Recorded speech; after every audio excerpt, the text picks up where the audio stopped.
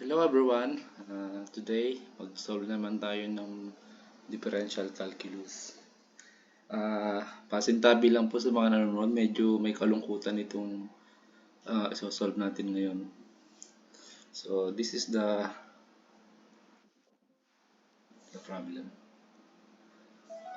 On a rainy day, a girl broke up with her boyfriend after being together for 8 long years. Medyo matagal na. They decided to separate at the place where everything about them began at the same time.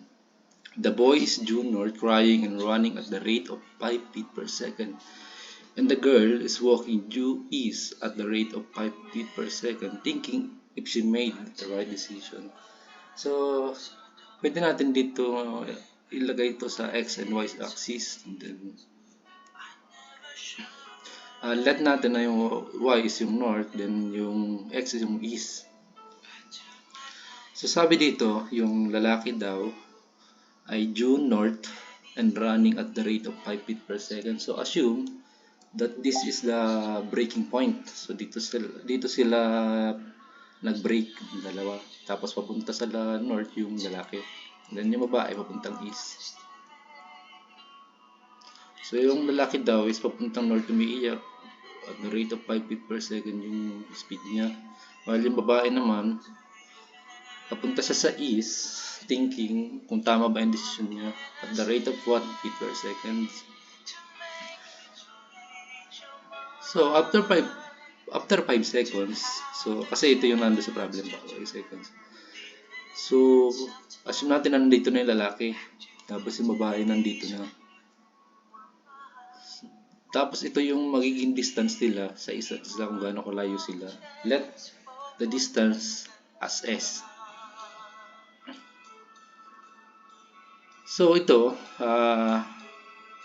so kaya ito naging dy over dt kasi, ito kasing rate na to na 5 feet per second. Halimbawa, nagbabago kasi yung layo niya. Kung sa pag nagbabago din yung oras, halimbawa at 1 second. At 1 second nandito na siya sa 5 feet away. Tapos kapag nagbago yung oras, naging 2 seconds na, magiging 10 na siya. Kaya siya, change ng y over change of time. So, same dito sa babae. Ganun din. So, let lang natin as x. Kasi, nasa x-axis siya. And then, ang tanong kasi dito, how fast are they separating from each other? 5 seconds after they start moving a new life without each other. So, ako tatanong, yung rate ng pagbabago nito in terms of time. So, ang hinahanap natin is the ds over dt. Ngunit paano ba natin mahanap yun?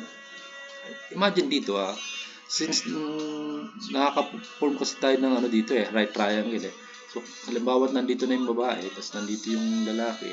Pag pinag-connect natin yung distance silang dalawa, right triangle pa rin yan. So, analyze natin sila as right triangle. So, the distance traveled ng lalaki is y, ng babae is x, then the distance nila from each other is s. So, since ito ay right triangle, apply natin yung Pythagorean theorem. This is equals to a squared plus b squared equals to c squared. C is the hypotenuse again, so C is equals to S. And then substitute natin yung mga given. So x squared plus y squared is equals to s squared. And then using this formula, paano natin ito makukuha? So ang gawin natin, i-derivative natin itong equation na to in terms with respect to time. So take the derivative with respect to t or time. So the derivative of x squared is 2x. Then the derivative of x is dx over dt. Same dito sa y. So derivative of y squared is 2y. Then derivative of y with respect to time is dy over dt. And the same as s squared. So 2s times ds over dt. So para makuha natin itong ds over dt, una muna pala, mayroon pala silang common factor na 2 So i-divide natin both sides by 2. So makakancel lang dyan yung 2. And then to get the value of ds over dt, i-divide natin both sides by s. So ds over dt now is 1 over s times x over dt plus y times dy over dt. So ito na yung magiging formula natin para makuha na yung tinatanong doon sa question. So again, after 5 seconds, gano'n na ba kalayo itong sila from the breaking point? So ito yung breaking point. So itong distance ng lalaki, so 5 feet per second yung rate niya. After 5 seconds, 25 feet away na siya simula dito sa breaking point. While itong babae, since 1 foot per second siya, times natin sa 5 seconds, so 5 feet away siya from the breaking point. So again, right triangle yung na-problem nila. So pwede natin i-apply yung Pythagorean theorem para makuha natin yung distance nila from each other after 5 seconds. So applying Pythagorean theorem, a squared plus b squared equals to c squared. C is equals to s kasi siya yung hypotenuse. So 5 squared plus 25 squared equals to s squared.